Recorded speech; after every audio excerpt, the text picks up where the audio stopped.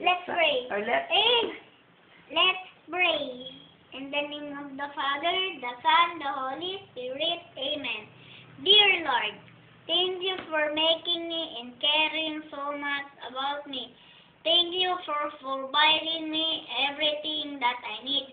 Please take care of my mommy and daddy working in abroad in Korea. Please forgive me.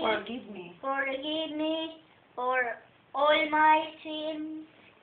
Please give me a bright mind and good health.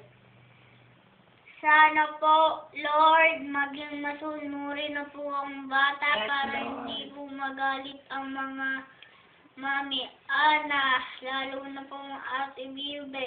Yes, Pag Lord. pinapahirapan ko po siya, napapagod siya. Sana po, wag nang mapagod ang ate Bilbe. Yes, Lord. Sana po, bukas na exam, patalinuhin niyo po ako. Lord. Para po matuwa ang mami at daddy. Para po pagkatapos po ng exam, mag-SM na ako. Amen. In the name of the Father, the Son, the Holy Spirit. Amen. Okay. Anong sabi mo kay Papa Jesus? Thank you, Lord. I love you. Mwah.